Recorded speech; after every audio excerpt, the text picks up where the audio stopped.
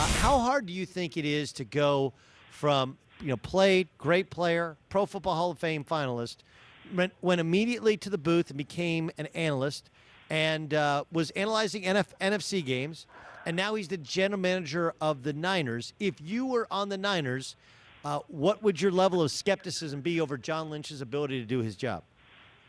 I don't know. I would dare say a lot better than the new head coach of the Rams.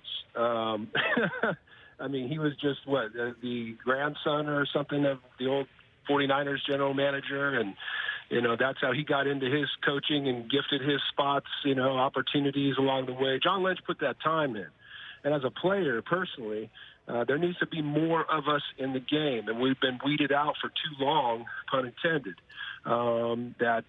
It's cost guys careers and guys that want to coach, and these opportunities aren't there because these other guys out there that are just kind of yes men that want to go with things and not give their opinions on where their experience comes from, which is what you're going to get from John Lynch. You're going to get experience. He's been at it at every level, and when you've been in the game that long and played it at the level of a guy like he has, the knowledge that's inside his head as to how you can succeed as an organization, a guy who's won Super Bowls, that's what you want.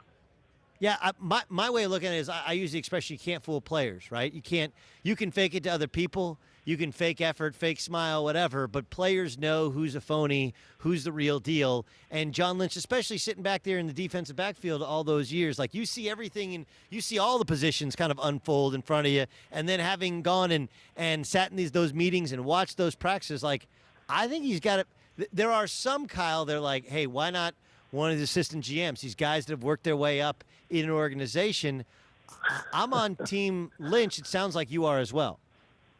100%. I mean, I got guys that were working in, the mail room at the Saints that are now the general manager of the Chicago Bears, and guys that were just running around grabbing coffee for people that are the guys in the head offices at like Pittsburgh Steelers. And, I'm going to take a guy again who's got experience. At the end of the day, as an employer, if I'm an owner, I want people to have experience. If I'm owning any business, and you look at things in the NFL as a business, because that's what it is. It's not college, not these other things. It's business. And when you have a resume like he has, and then as well with the ability, general manager's position is a lot of PR. And this guy's been in the booth at ESPN and all these other areas doing a lot of work for major networks, and he understands corporate business, I think, as well as any guy that worked his way up, from grabbing coffee. This guy got a baptism by fire coming out of college to the league and managed to last for well over a decade. And, a Hall of Fame guy, so when you have that ability with a guy like that who's unbelievably articulate and well kept in his own personal life as well, just a perfect example of what you want your players to become. And I think that that's what players respect more, for sure. You can't fool players, like you said, and that's what needs to take place. Players have lost respect for coaches, for the owners, for Roger Goodell, all these other things, and we got to get that back.